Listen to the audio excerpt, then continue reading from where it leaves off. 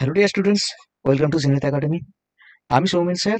আজকে আমি তোমাদের সাথে দুটো কনসেপ্ট নিয়ে আলোচনা করবার জন্য দুটো জিওমেট্রির কোশ্চেন নিয়ে এসেছি। আহ, তো কোশ্চেনগুলোকে সলভ করার জন্য যে যে কনসেপ্টগুলো লাগবে আমি পাশে আলোচনা ঠিকঠাক করে করে দেবো, তোমরা ঠিক বুঝতে পারবে আশা করি। প্রশ্নটা দেখো কি বলা হচ্ছে যে এ বি আর সি তিনটে পয়েন্ট রয়েছে একটা সার্কেলের উপর। দ্য ট্যানজেন্ট, ট্যানজেন্ট মানে হচ্ছে স্পর্শক, the tangent at a meet BC produced at T. Angle BTA দিয়ে দিয়েছে, সিএটি দিয়ে দিয়েছে, the angle subtended by BC at the centre of the circle. তো প্রথমে আমাকে ডায়াগ্রাম ড্র করতে হবে, তো একটা সার্কেল আঁকতে হবে। সার্কেলের উপর তিনটে পয়েন্ট এ বিসি, এবিসি পয়েন্টকে এমন জায়গায় আমাকে প্লেস করতে হবে যেন এ পয়েন্ট থেকে আমি ট্যানজেন্ট আঁকবো আর বিসি কে প্রডিউস করবো টি পয়েন্টে ইন্টারসেক্ট করে। তাহলে আমি ডায়াগ্রামটাকে এইভাবে তৈরি করছি, দেখো। প্রথমে একটা সার্কেল নিলাম, সার্কেলের ওপর আমি এখানে এ পয়েন্ট নিলাম, এখানে বি পয়েন্ট নিলাম, আর এখানে সি পয়েন্ট নিলাম।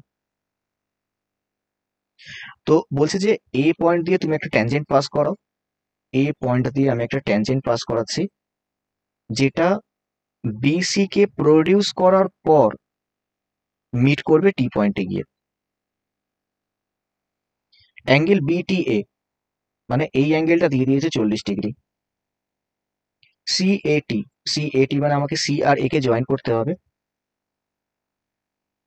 এই অ্যাঙ্গেলটা দিয়ে দিয়েছে হচ্ছে 44 ডিগ্রি।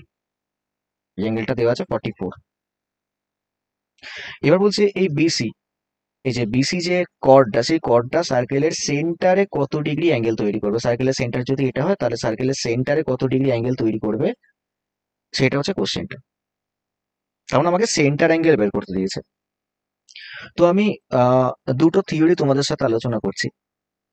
সবার প্রথম হচ্ছে সার্কেলের একটা থিওরেম রয়েছে যে একটা সার্কেলের আমি যদি একটা কর্ডের ওপর সেম সাইডে একটা সার্কামফারেন্স অ্যাঙ্গেল আর একটা সেন্টার অ্যাঙ্গেল ড্র করি, মানে মনে করো এটা তো একটা কর্ড, এই কর্ডের ওপর আমি একটা সেন্টার অ্যাঙ্গেল ড্র করলাম, সেন্টার একটা অ্যাঙ্গেল তৈরি হলো, সেন্টার অ্যাঙ্গেল।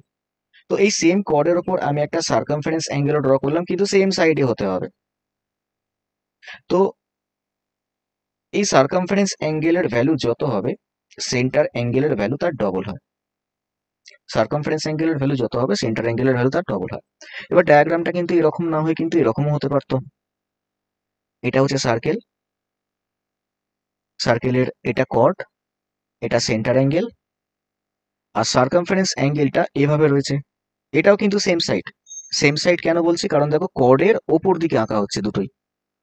এটা যদি একটা কর্ড হয়, কর্ডের ওপর দিকে আঁকা হচ্ছে, সেন্টার অ্যাঙ্গেলও রয়েছে ওপর দিকে, সার্কামফারেন্স অ্যাঙ্গেলও আছে ওপর দিকে। সার্কামফারেন্স অ্যাঙ্গেল অ্যাঙ্গেল মানে হচ্ছে যে এই যে দুটো আমি লাইন আঁকছি সেই দুটো লাইন একদম সার্কেলের সার্কামফারেন্স পর্যন্ত যাবে। এই জায়গায় যে অ্যাঙ্গেলটা তৈরি করবো সেই অ্যাঙ্গেলটাকে আমরা বলবো সার্কামফারেন্স অ্যাঙ্গেল, মানে এই অ্যাঙ্গেলটা হচ্ছে সার্কামফারেন্স অ্যাঙ্গেল। তার নামটা কি বললাম, সার্কামফারেন্স অ্যাঙ্গেল।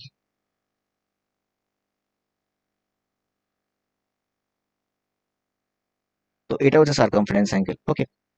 আর এই অ্যাঙ্গেলটাকে বললাম আমরা সেন্টার অ্যাঙ্গেল, যেটা সেন্টারে তৈরি হচ্ছে। তো এখানেও তাই, সেন্টার অ্যাঙ্গেল আর সার্কামফারেন্স অ্যাঙ্গেল একে অপরের ডবল হবে। মানে সার্কামফারেন্স অ্যাঙ্গেল যদি থিটা হয় তাহলে সেন্টার অ্যাঙ্গেল হয়ে যাবে হচ্ছে 2θ, এটা হয়ে যাবে 2θ, ওকে।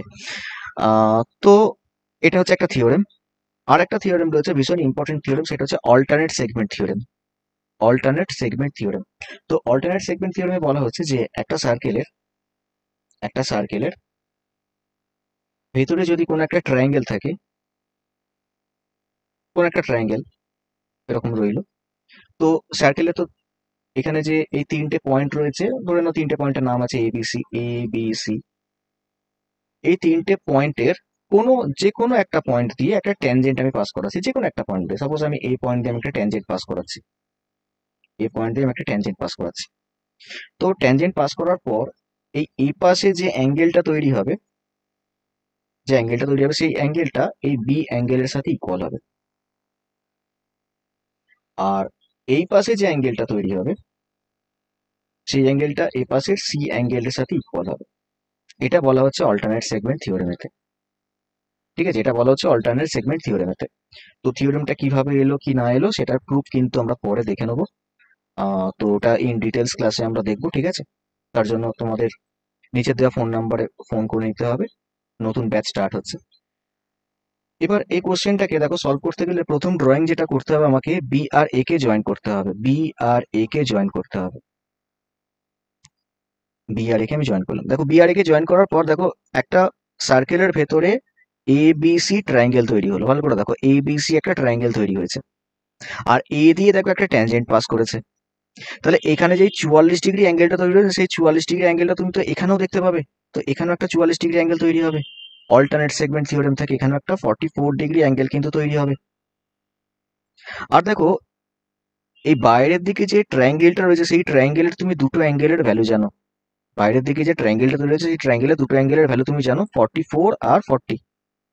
তো 44 আর 40 কে অ্যাড করে তুমি 180 থেকে মাইনাস করে তুমি কোন অ্যাঙ্গেলটা পাবে? এই সি অ্যাঙ্গেলটা পাবে, এক্সটার্নাল সি অ্যাঙ্গেলটা পাবে। আর এই বাইরের যে এই সি অ্যাঙ্গেলটাকে পেতে গেলে আমার কি করতে হবে? আবার 180 ডিগ্রি থেকে যেটা আমি ভ্যালু পেলাম এই পাশেরটা, সেটাকে আবার মাইনাস করতে হবে। তো এত কিছু না করে তুমি এটা জানো যে একটা ট্রায়াঙ্গেলের ইন্টারনাল দুটো অ্যাঙ্গেলের সাম এক্সটার্নাল অ্যাঙ্গেলের সাথে সেম হয়। মানে এখানে যে অ্যাঙ্গেলটা তৈরি হবে সেই অ্যাঙ্গেলটা ওই 44 আর 40 ডিগ্রির সামই হবে। 44 আর 40-এর সাম কত? 84। তাহলে এই অ্যাঙ্গেলটা হয়ে যাবে 84 ডিগ্রি। তো এই ট্রায়াঙ্গেলটা বলতে এবিসি ট্রায়াঙ্গেল, দেখো দুটো অ্যাঙ্গেল আমার কাছে রেডি, একটা 44 একটা 84। তাহলে এই অ্যাঙ্গেলটা আমি পেয়ে যাবো। তাহলে এই অ্যাঙ্গেলটার মান পেতে আমি কি করবো? আগে এই দুটোকে প্লাস করবো আর 180 থেকে মাইনাস করবো। তাহলে এই দুটোকে প্লাস করলে আসে কত? 128। এই দুটো অ্যাঙ্গেলকে প্লাস করলে আছে 128, যেটা 180 ডিগ্রি থেকে মাইনাস হয়ে যাবে। 180 ডিগ্রিতে মাইনাস হয়ে গেলে তুমি পেয়ে যাবে হচ্ছে 52 ডিগ্রি। তাহলে এই অ্যাঙ্গেলটা যদি 52 ডিগ্রি হয় তাহলে এটা তো সার্কামফারেন্স অ্যাঙ্গেল যেটা 52। তাহলে সেন্টার অ্যাঙ্গেল হয়ে যাবে 52 এর ডবল, মানে 104 ডিগ্রি। তাহলে এই কোশ্চেনটার আনসার হয়ে যাবে হচ্ছে 104, 104 ডিগ্রি হবে আনসার। তো আশা করি ক্লিয়ার হয়েছে। আমরা চলে যাব হচ্ছে নেক্সট কোশ্চেনে।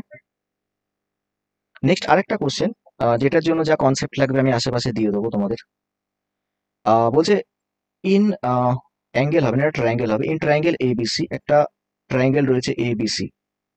এবিসি একটা ট্রায়াঙ্গেল রয়েছে, যে ট্রায়াঙ্গেলের পি আর Q are the middle point of the side AB and AC.